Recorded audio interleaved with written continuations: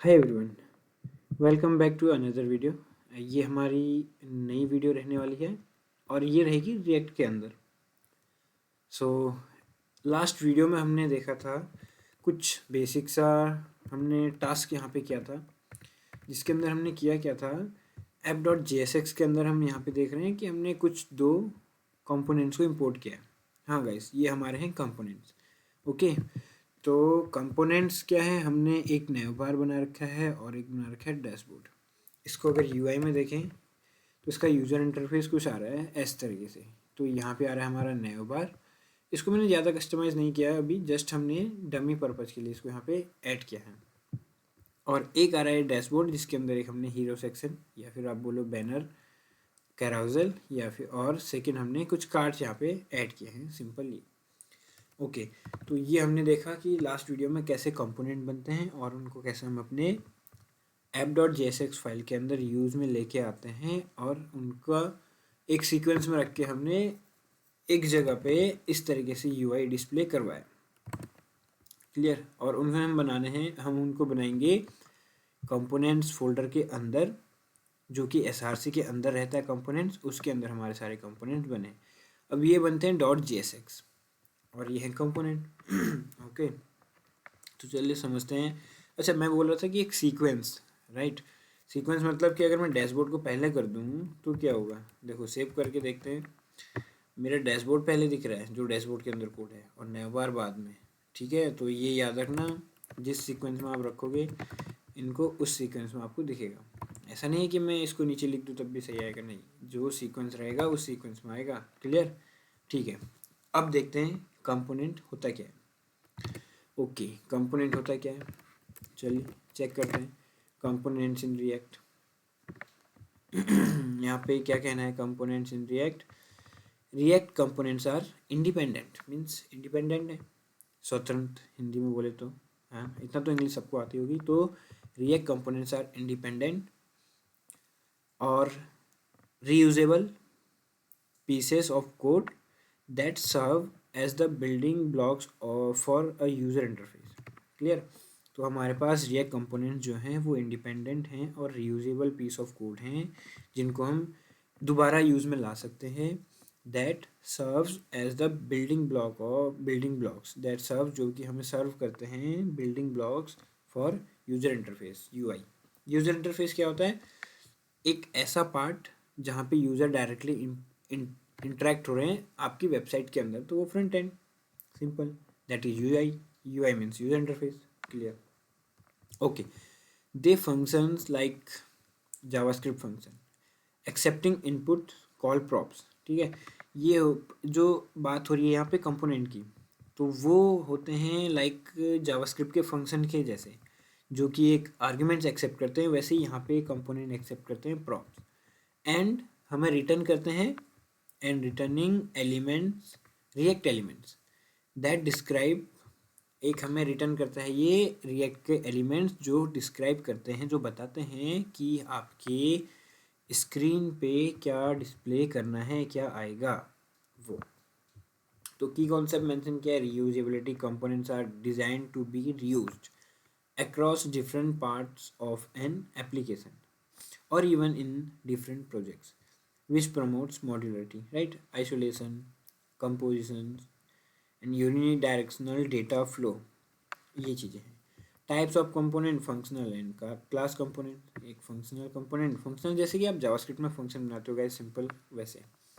Class component थोड़ा सा आपको यहाँ पे डिफ़िकल्ट लगेगा अगर आपने कोई भी ऐसी लैंग्वेज नहीं पढ़ी हो, लाइक जैसे आपका पाइथन या फिर जावा सी, क्योंकि उसमें सारी क्लास बनती है ना। तो उसी तरीके से यहाँ पे भी क्लास कंपोनेंट बनता है, देखेंगे हम आगे, नो डाउट उसको कवर करेंगे। और अभी जो हम यूज़ में ले रहे हैं वो हमारे चलते हैं फंक्शनल कंपोनेंट। ओके, ठीक है, तो ये हमारे कंपोनेंट हो गए reusable independent piece of code, जो कि सर्व करता है building block of UI, user interface. अब जो ये मेरा नया बार है ये रीयूजेबल है, इंडिपेंडेंट है, और ये सर्व कर रहा है कुछ यूआई पार्ट, जो कि ये है जिसमें मेरा नया बार बन के आ रहा है।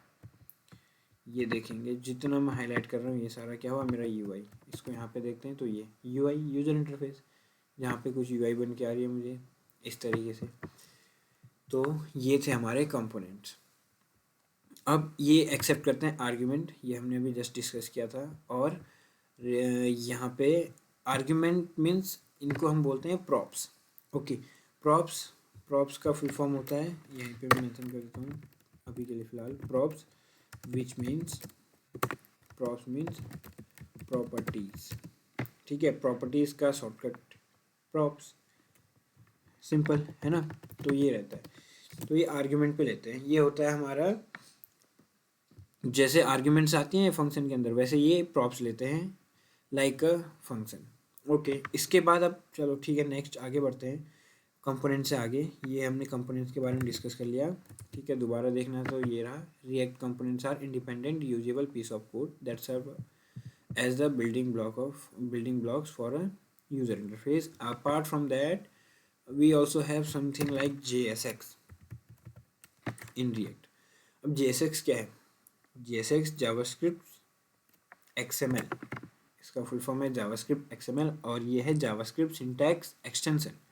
JSX is a syntax extension for JavaScript, है ना, that allows developer to write HTML like markup directly within their JavaScript code.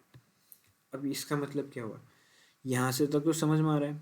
चलो JSX क्या है, एक सिंटैक्स एक्सटेंशन फॉर जावास्क्रिप्ट जो कि हम रिएक्ट में यूज़ कर रहे हैं यहाँ पे। ओके, दैट अलाउज, जो कि हमें परमिशन दे रहा है, आज्ञा, राइट, ठीक है। That allows developers to write HTML like markup, means कि HTML का जैसा code directly with in their JavaScript code, मतलब जावास्क्रिप्ट के फंक्शनैलिटी या फिर जावास्क्रिप्ट के कोड के अंदर आप HTML का कोड लिख रहे हैं, वो हमें अलाउ कर रहा है JSX, ये इसका कहना है। तो मीन्स यही JSX है। तो it is used with React to describe what the user interface should look like in a visual intuitive way, right. अब ये हमें बताता है रिएक्ट के अंदर जो यूज़र जावास्क्रिप्ट के अंदर, अभी आपको जावास्क्रिप्ट जैसा नहीं लग रहा है तो यहाँ पे देखते हैं, ये हमारा एक एरो फंक्शन है, ठीक है, यहाँ पे क्लोज हो रहा है। ये एरो फंक्शन क्या रिटर्न करेगा हमने ये मेंशन किया है, यहाँ पे क्लोज हो रहा है। उसके अंदर क्या लिखा हमने, HTML। तो JSX क्या करता है, JSX, what does JSX do, ये हमें जावास्क्रिप्ट के फंक्शन के अंदर या फिर जावास्क्रिप्ट के इन्वायरमेंट के अंदर HTML जैसा कोड लिखने की परमिशन देता है JSX। और JSX हमारा क्या है, जावास्क्रिप्ट सिंटैक्स एक्सटेंशन, है ना, इसका फुल फॉर्म हो गया जावास्क्रिप्ट XML। ओके, ये होता है हमारा JSX। क्लियर, यहाँ पे तक हमारा क्लियर हो गया। ये उसके बारे में और भी सारी चीज़ें हैं, या आप उसको यहाँ पे चीज़ों को एक्सप्लोर कर सकते हैं, ठीक है। ओके, एंड नाउ हम आगे देखते हैं नेक्स्ट क्या है इसमें, प्रॉप्स। तो प्रॉप्स क्या है देखते हैं, चलो प्रॉप्स के अंदर क्या क्या आता है। सबसे पहले हम अपने नेवबार को थोड़ा सा कस्टमाइज़ करते हैं प्रॉप्स के थ्रू। तो प्रॉप्स है क्या, एज एन आर्ग्यूमेंट, जैसे हम फंक्शन में वैल्यू पास करते हैं वैसे यहाँ पे प्रॉप्स पास होते हैं। तो हम यहाँ पे एक चीज़ इम्प्लीमेंट करते हैं जिसमें हम देखते हैं, ये जो li हमें यहाँ पे दिख रही है इसको हम यहाँ से रिमूव कर देते हैं। li मीन्स नेवबार में जो मेन्यू बन रही थी वो मेन्यू। अब होता क्या है, यहाँ पे हमने क्या किया, सिंपल सिर्फ एक li रखी जिसके अंदर वैल्यू रखी मैंने होम। अब मैं चाहता हूँ कि जो ये मेरा पेरेंट है, पेरेंट कौन, ऐप, ठीक है, चाइल्ड कौन, नेवबार, बिकॉज नेवबार हमारा इंपोर्ट किया जा रहा है ऐप के अंदर, that's why navbar is child and app is the parent one, correct.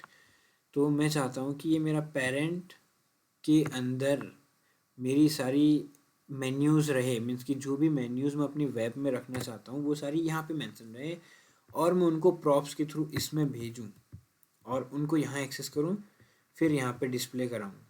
और जब भी मुझे कभी अपनी मेन्यूज़ अपडेट करनी है तो मैं सीधे अपने ऐप के अंदर अपडेट करूँ और वो मेरे नेवबार में ऑटो अपडेट हो जाएंगे, क्योंकि डेटा यहाँ से पास हो रहा है पेरेंट से थ्रू प्रॉप्स। तो चलो सबसे पहले कुछ सबसे पहले एक एरे बनाते हैं, यहाँ पे जूम कर लेते हैं। एक एरे बनाया मैंने मेन्यूज नेम से, इक्वल्स टू एरे के अंदर हम क्या करते हैं, एरे के अंदर हम बनाते हैं एक ऑब्जेक्ट, सेट ऑफ ऑब्जेक्ट, ठीक है। इसमें हमने देखा सबसे फर्स्ट हमने दे दिया एक आईडी देते हैं इसको विच इज़ 1, एंड इसके अंदर सेकंड दे देते हैं, नेम दे देते हैं, इसका नेम हो जाएगा होम, और एक दे देंगे इसमें यूआरएल बाद में हम सेट कर लेंगे, अभी देख लेते हैं /URL या फिर /URL की जगह पे हम लिख देते हैं सीधा होम। 2-3 मेन्यू हमने बनाई। होम के बाद हमारे पास आता है अबाउट के बाद हमारे पास आ गया सर्विसेज, ठीक है, और यहाँ पे हमने रखा अबाउट, सेम यूआरएल बना देते हैं services, spelling mistake sorry, services कर देते हैं। चलो एक आ गया मेरा कॉन्टैक्ट, ये तो यूआरएल है ना कॉन्टैक्ट, इसको मेंशन कर देते हैं कॉन्टैक्ट, इसको हमने दे दिया ब्लॉग्स। ये एक एरे बन चुका है मेरा, एक एरे बना कलेक्शन ऑफ ऑब्जेक्ट जिसमें 0 इंडेक्स पे होम, 1 इंडेक्स पे अबाउट, 2 इंडेक्स पे सर्विसेज, 3 इंडेक्स पे ब्लॉग्स, 4 इंडेक्स पे contact. Length of array 5, total number of index 4। Clear, क्योंकि इंडेक्स 0 से स्टार्ट होते हैं। अगर आपको जावास्क्रिप्ट का एक कॉन्सेप्ट नहीं पता तो इंडेक्स 0 से स्टार्ट होते हैं, और ये एरे है। एरे कैसे है, क्योंकि इसके बाहर स्क्वायर ब्रैकेट लगा हुआ है ये, ठीक है। ये हो गया हमारा मेन्यू, एक एरे। अब इसको मैंने कुछ नहीं किया, सिंपल नैव बार के आगे ऐसा नहीं कि आप यहीं से लिखना, यहाँ पे से लिखने स्टार्ट कर दो। नैव बार के बाद एक स्पेस आपने मेंशन रखा है, उसके बाद यहाँ पे आपने लिखा, हम यहाँ पे लिख देते हैं मेन्यू, या फिर लेट्स सी डेटा कर देते हैं, थोड़ा डिफ्रेंशिएट रहेंगे, मीन्स दोनों में डिफरेंस आपको पता चलेगा। तो मैंने यहाँ पे लिख दिया मेन्यूज़। तो यहाँ पे किया क्या मैंने, नैव बार के अंदर डेटा नेम से एक प्रॉप्स यहाँ पे बनाया।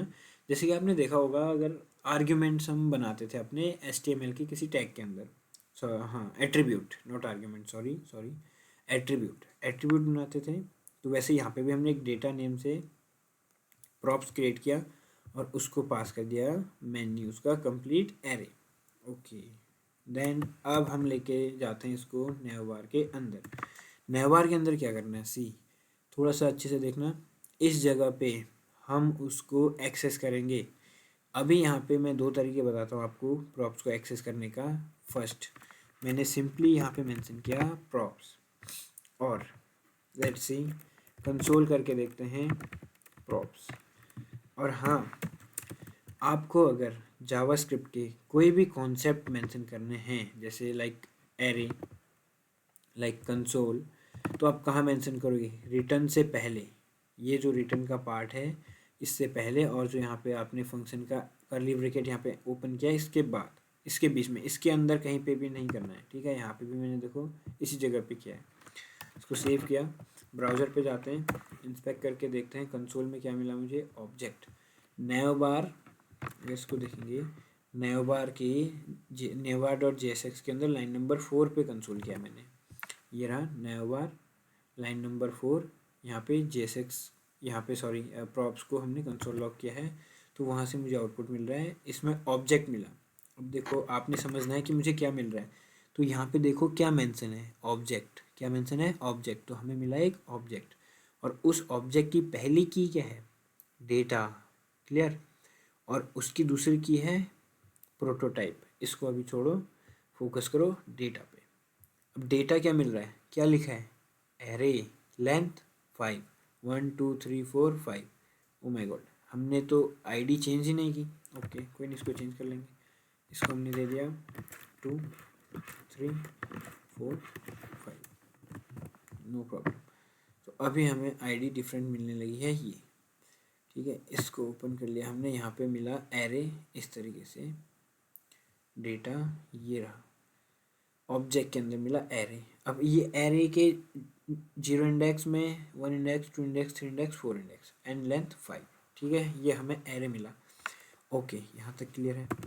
अब हमने क्या किया, यहाँ पे एरे मिला तो किस नेम से मिला, डेटा डेटा डेटा डेटा, हमने कुछ ऐसा बनाया था डेटा, ये डेटा मीन्स ये समझो ऐप नेम से एक विलेज था जिसके अंदर इन सारी मेन्यूज़ को मेन्यू नेम से जाना जाता, मेन्यूज़ नेम से जाना जाता था इस एरे को। पर जब हम नेवार नेम के विलेज के अंदर एंटर करते हैं तो वही मेन्यूज़ को डेटा नेम से जाना जाएगा, ठीक है, और ऐसे हमने वैल्यू पास की। अब यहाँ पे प्रॉप्स, अब अगर हमें सारे एरे को एक्सेस करना है तो मैं यहाँ पे लिखूँगा प्रॉप्स डॉट डेटा, तो मुझे डायरेक्ट एरे मिलने लगा। देखो डायरेक्ट एरे, नो ऑब्जेक्ट, सीधे सीधे एरे मुझे एक्सेस हो रहा है, ठीक है। तो यहाँ तक हमारा कंफर्म। अब जाके नेक्स्ट ध्यान से देखना, ठीक है, भटकना नहीं है, फोकस बनाओ। अब इसमें क्या करना है, अभी हमने, अगर आपको याद होगा या आपको नहीं पता है, हमने जावास्क्रिप्ट में सीखा था डीस्ट्रक्चरिंग, एक कॉन्सेप्ट हमने सीखा था डीस्ट्रक्चरिंग। अगर नहीं पता तो यहाँ पे देख लेते हैं, नो डाउट, ये है ना गूगल बाबा अपने पास, डीस्ट्रक्चरिंग।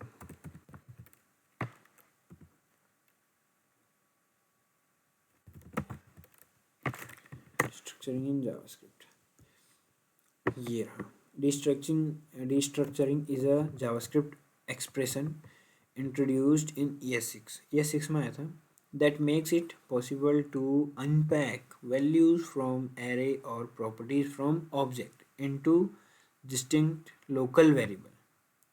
It simplifies code by allowing you to extract multiple value in a single concise line without modifying the original array or object. Okay, ये हमारा एरे है, इसको देखते हैं सीधे एग्जांपल सी। यहाँ पे एरे है, अगर नहीं दिख रहा तो ये लो, एरे के अंदर हमारे पास कुछ वैल्यूज़ हैं, बनाना, ऑरेंज एंड एप्पल्स।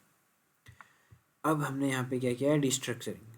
कैसे, सबसे पहले हमने लिखा कॉन्स्ट, एक स्क्वायर ब्रैकेट लिया, उसको यहाँ पे क्लोज किया है, उसके अंदर फ्रूट 1 फ्रूट 2 फ्रूट 3 तीन वैल्यू लिखी हैं कॉमा के साथ में, इक्वल्स टू फ्रूट्स। तो जो इस तरीके से हमने लिखा है ये एरे के अंदर सारी वैल्यू, इसका मतलब होता है डिस्ट्रक्चर करना, अनपैक करना। मीन्स फ्रूट 1 के अंदर हमें मिलेगी बनानास वैल्यू, फ्रूट 2 के अंदर हमें मिला ऑरेंजेस, और फ्रूट 3 के अंदर मिला हमें एप्पल्स। तो हमने क्या किया, इस कंप्लीट एरे को अनपैक कर लिया और उनकी वैल्यू को, ईच वैल्यू को हमने असाइन कर दिया एक एक वेरिएबल, फ्रूट 1 फ्रूट 2 फ्रूट 3। अब अगर मैं कंसोल लॉग फ्रूट 1 करता हूँ तो बनाना, फ्रूट 2 में ऑरेंज, फ्रूट 3 में एप्पल। सेम यहाँ पे भी किया है। इसमें क्या हो रहा है, बनानास एप्पल, और बीच में एक यहाँ पे देखो कॉमा लगा के एक स्पेस छोड़ रखा है, तो इसको स्किप किया है, ठीक है। ये आप लोगों ने जावास्क्रिप्ट में पढ़ा होगा, ज़्यादा टाइम इस पर स्पेंड नहीं करते हैं, हम सीधे जाते हैं ऑब्जेक्ट के। अगर यहाँ पे चीज़ें मेंशन होंगी तो ये रहा ऑब्जेक्ट डिस्ट्रक्चरिंग। अब इसमें क्या हो रहा है, ऑब्जेक्ट को भी अनपैक कर रखा है, ये जो हमारा ऑब्जेक्ट है इसको भी। अब ये ज़रूर याद रखना, आप जब आप ऑब्जेक्ट को अनपैक करोगे तो यहाँ पे साइन आएगा ऑब्जेक्ट के ही, विच इज़ करली ब्रैकेट्स। अगर आप एरे को अनपैक कर रहे हो तो यहाँ पे स्क्वायर ब्रैकेट। क्लियर। अब इसमें देखो यहाँ पे आईडी इज़ वेरीफाइड, तो जब आप ऑब्जेक्ट को अनपैक करते हो, डिस्ट्रक्चर करते हो, तो जो की हैं सेम नेम से आपको यहाँ पे वेरिएबल बनाने होते हैं ओनली, यही रूल है। इज़ वेरीफाइड है तो इज़ वेरीफाइड नेम से ही रूल बनेगा, और किसको अनपैक कर रहे हो, किसको डिस्ट्रक्चर कर रहे हो, उसका name which is user here, ठीक है। तो ये रहा। अब यही चीज़ हमने वहाँ पे भी अप्लाई करनी है अपने कोड के अंदर, और कंसोल लॉग आईडी करने पे हमें मिला डायरेक्टली वैल्यू 42। अब आईडी यहाँ पे वेरिएबल बन चुका है, ये मत सोचना कि ये इसकी की है, नहीं, ये यहाँ पे वेरिएबल बन चुका है। हाँ, इसके जैसा है दिखने में, बट है वेरिएबल, की नहीं है, ठीक है, ये चीज़, ठीक है। तो ये वेरिएबल बन गए हैं और कांस्टेंट वेरिएबल है क्योंकि हमने कॉन्स्ट मेंशन किया है। तो यहाँ पे मुझे इस डेटा डॉट प्रॉप्स में क्या मिल रहा है, एरे। तो प्रॉप्स एक ऑब्जेक्ट है, डेटा उसकी की है। तो अगर मैं इसको यहाँ पे डिस्ट्रक्चर कर लूँ तो क्या करना पड़ेगा, किसको डिस्ट्रक्चर कर रहे हैं हम, ऑब्जेक्ट को। गुड। ऑब्जेक्ट को डिस्ट्रक्चर कर रहे हैं तो साइन किसका आएगा, ऑब्जेक्ट का, वो क्या रहेगा, कर्ली ब्रैकेट। गुड, सही बताया आपने। ठीक है, अब यहाँ पे कौन सी की हमारे पास है, डेटा, राइट, आपने सही बताया, डेटा। तो डेटा को मैंने डायरेक्टली यहाँ पे डिस्ट्रक्चर कर लिया और प्रॉप्स का हमने यहाँ से रिप्लेस कर दिया प्रॉप्स को। तो ये रिमूव करते हैं, ये कंसोल लॉग डेटा। अब जाके देखते हैं इसमें, इसको एक बार रिफ्रेश करते हैं तो देखो यहाँ पे हमें क्या मिला, सीधे सीधे हमारा एरे मिल गया। अब मैपिंग आपने सबने पढ़ी होगी, मैप मेथड जावास्क्रिप्ट के अंदर, उसका काम क्या है, एक कंटिन्यूस लूप चलती है और वो मैप हमें एक नया एरे रिटर्न करता है। ये सारी चीज़ें हमने उसमें पढ़ी थी। अब मैप का यूज़ हम यहाँ पे भी करने वाले हैं। अब किस तरीके से कर रहे हैं वो देखना। तो ये था मेरा एक लिस्ट जिसमें आ रहा है हमारा होम। अब हमने क्या करना है, जो इसके अंदर मेन्यू आ रही हैं उनको यहाँ पे डिस्प्ले करना है, बट मैप के थ्रू। तो सबसे फर्स्ट मैं क्या करता हूँ, यहाँ पे मैं लगा लेता हूँ कर्ली ब्रैकेट, बिकॉज हम जावास्क्रिप्ट का कॉन्सेप्ट लिखने जा रहे हैं HTML के अंदर। तो यहाँ पे आपको कर्ली ब्रैकेट यूज़ करना है, लिखना है डेटा, बिकॉज डेटा हमारा क्या है, एक एरे है, एरे के ऊपर ही मैप मेथड अप्लाई होती है। मैप एक मेथड है, ठीक है ये। अब इसके अंदर हमने क्या किया, एक बनाया एरो फंक्शन ये। अब मैंने यहाँ पे बनाया कर्ली ब्रैकेट, ठीक है। कर्ली ब्रैकेट को आप इग्नोर करके आप यहाँ पे दे सकते हैं पैरेंथेसिस, और पैरेंथेसिस के अंदर मैंने पेस्ट कर दिया जो li मैंने ऊपर से रिमूव किया था वो, ठीक है। ऊपर से मैंने कंट्रोल X कर लिया था इससे पहले, यहाँ पे से अगर क्लियर वर्ड में बताऊँ तो यहाँ पे से मैंने ये सेलेक्ट किया और कंट्रोल X किया, उसके बाद ये लिखा और यहाँ पे पेस्ट कर दिया इस तरीके से। अब इस मैप के अंदर, मैप मेथड के अंदर जो मैंने कॉल बैक फंक्शन दे रखा है, ये हमसे मांगता है 2 या फिर 1 या फिर 3 पैरामीटर। पहला आइटम, ओके, दूसरा इंडेक्स, ओके, तीसरा एक मांगता है एरे। ये अगर नहीं पढ़ा तो जावास्क्रिप्ट का एक कॉन्सेप्ट है, एरे के अंदर क्या आता है, कंप्लीट एरे आता है, और इंडेक्स के अंदर आता है उसकी इंडेक्स नंबर वैल्यू, और आइटम के अंदर जीरो इंडेक्स पे जो एलिमेंट होगा वो। तो हमारे पास क्या है, जीरो इंडेक्स पे हमारे पास है एक ऑब्जेक्ट। इट मीन्स आइटम को एक ऑब्जेक्ट एक बार में असाइन हो रहा है पहली लूप के अंदर। तो पहली लूप के अंदर ऑब्जेक्ट आ रहा है, तो अगर आइटम इक्वल्स टू ये आ रहा है तो आइटम डॉट ID लिखूंगा तो 1 आना चाहिए, आइटम डॉट नेम लिखूंगा तो होम आना चाहिए, आइटम डॉट URL लिखूँ तो URL आना चाहिए /home। तो चलो देखते हैं। अब यहाँ पे आते हैं, यहाँ पे क्या करता हूँ, कर्ली ब्रैकेट लगाया मैंने और होम को हटा दिया, और यहाँ पे क्या लिखा मैंने, आइटम डॉट नेम। जैसे ये मेंशन करता हूँ, सेव करते हैं, तो यहाँ पे home about service block contact, LI कितनी है हमारे पास, सिर्फ एक है। मैप लगाया है LI पे, ठीक है। मैप उसी पे लगाओ जिसको आपने रिपीट करना है, ऐसा नहीं कि ऊपर UL पे लगा रहे हो तो UL रिपीट हो जाएंगे उतने टाइम, LI जिसको रिपीट करना है, क्लियर। अब इंडेक्स, इंडेक्स मारा है इंडेक्स नंबर, देखना चाहोगे, ये देखो, ये हमने मेंशन किया curly bracket index series, home 0 index, 1 index, 2 index, 3 index, 4 index, clear, ठीक है, ओके। आगे बढ़े, इसको रिमूव कर दें, ये लो। अब इंडेक्स तो हमने यूज़ किया है, मेंशन किया है, बट यूज़ क्यों नहीं कर रहे, चलो देखते हैं। पहले देखते हैं, यहाँ पे एक एरर आना चाहिए, यही एरर, इसी का हम वेट कर रहे थे। इसका कहना है each child in a list should have a unique की प्रॉप। मतलब जो ये लिस्ट है इसमें एक यूनिक की होनी चाहिए जो प्रॉप्स के थ्रू जाती है, जिससे हम यहाँ पे रिएक्ट को हेल्प मिलती है टू आइडेंटिफाई कि ये जो LI बन रही हैं वो सब यूनिक हैं। वो कह रहा है कि ऐसे की लिखो और इसके अंदर एक यूनिक की पास कर दो, एक यूनिक वैल्यू। मैंने बोला इंडेक्स, इंडेक्स इज़ यूनिक, क्योंकि इंडेक्स रिपीट नहीं हो सकता, हर एलिमेंट का इंडेक्स अलग अलग रहता है। जैसे पहले ऑब्जेक्ट का इंडेक्स 0, दूसरे का 1, तीसरे का 2, इस तरीके से। अब यहाँ पे हमने क्या करना है, इंडेक्स पास किया, सेव किया, अब जाके रिफ्रेश करते हैं, वो एरर हट गया। ये एरर है क्लास का, क्लास नेम ये होना चाहिए था बट हमने क्लास लिखा है, इसकी वजह से इसको भी हटा देते हैं। 9 नंबर 9 पे आ रहा है ये, इसको भी हटा देते हैं, इसको हम बनाते हैं। ओह ओप्स, यहाँ तो बहुत सारे हैं, ठीक है, सबको एक एक करके हमें सॉल्व करना पड़ेगा। आगे हम इसको करते हैं, 21 पे अभी दिखा रहा है, जितनी भी क्लासेस हैं सब पे आ रहा है, तो हम इसको एक काम करते हैं, क्लास नेम कर देते हैं, ठीक ठीक है, और कितनी क्लासेस हैं, एक ये है। कंट्रोल, पहले इसको सिलेक्ट करो, फिर कंट्रोल डी प्रेस करो, control D, control D, control D, control D, control D, control D, control D. Okay, class ये लो। अब देखते हैं कहाँ पे रह गया, डैशबोर्ड में। ओ, डैशबोर्ड में भी है, कोई नहीं, डैशबोर्ड में भी कर लेते हैं। एक बार इसको फिक्स कर लेते हैं। ठीक है, जितनी सारी क्लासेस हैं, क्योंकि रिएक्ट के अंदर क्लास नेम से डिफाइन की जाती है। ठीक है, अभी हमने बूटस्ट्रैप से कॉपी पेस्ट किया है तब ये हो रहा है। अब इसमें ऑलरेडी क्लास नेम है, इसको हटा देते हैं, इसको हटा देते हैं, यहाँ तक करते हैं पहले। क्लास नेम ये नीचे भी है कहीं, देख लेते हैं, नीचे नहीं है, बस इतना ही है। अब देखते हैं, नो एरर, क्लीन।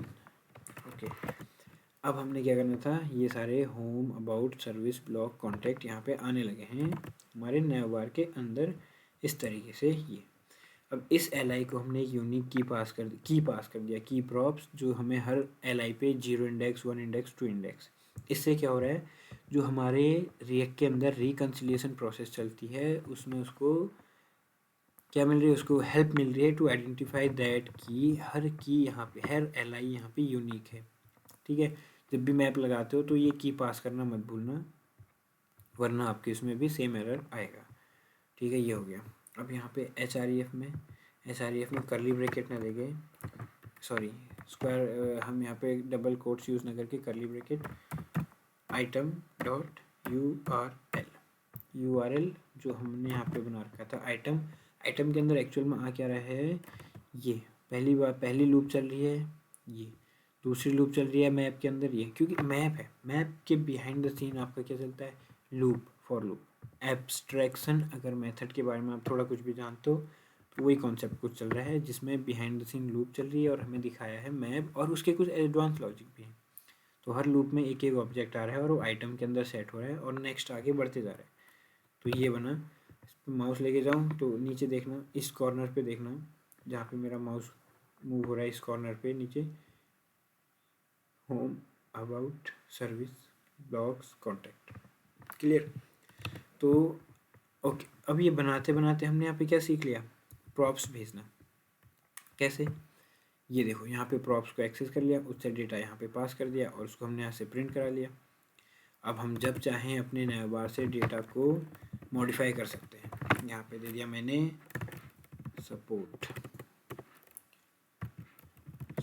करके मैंने यहाँ पे लिखा सपोर्ट एंड हेल्प, उल्टा लिख दिया, हेल्प एंड सपोर्ट करते हैं। Okay, no problem, help and support final. देखो यहाँ पे भी अपडेट हो गया। तो ये फ़ायदा है, हमने इस तरीके से अपने ऐप से, मीन्स पेरेंट एलिमेंट से चाइल्ड एलिमेंट में प्रॉप्स भेजा और उसको वहाँ पे यूज़ किया।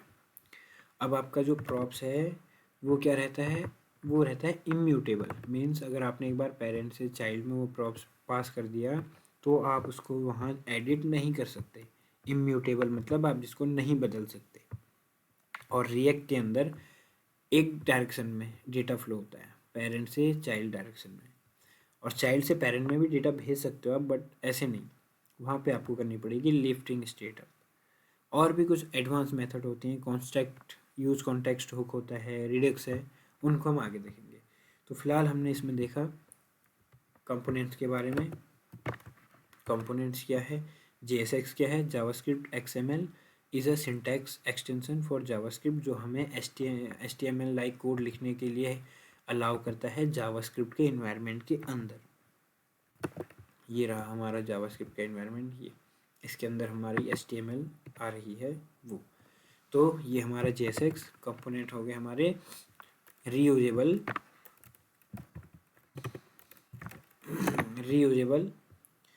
Independent reusable building blocks of code that return user interface. Clear? और हमारा प्रॉप्स हो गया प्रॉपर्टीज़, जो कि हम पेरेंट से चाइल्ड में पास कर रहे हैं। ओके, तो उसमें हमने सीखा ये सारी चीज़ें इनके बारे में। अब नेक्स्ट वीडियो में हम देखने जा रहे हैं रिकन्सिलिएशन, डिफिंग एल्गोरिदम, वर्चुअल डोम कैसे वर्क करता है, कैसे रिएक्ट अपडेट करते हैं, सारी चीज़ें उनके बारे में। ओके, तब तक आप देखिए, प्रॉप्स के बारे में सीखिए और कंपोनेंट से रिलेटेड नोट्स बनाइए इंटरव्यू प्रिपरेशन के लिए, और जेएसएक्स से रिलेटेड कुछ चीज़ें बनाइए, और ऐसे करके डिफरेंट एलिमेंट्स बनाओ, सॉरी कंपोनेंट्स बनाओ, और उनके अंदर डिफरेंट टाइप से प्रॉप्स भेजो। ओके, ठीक है, बाय बाय।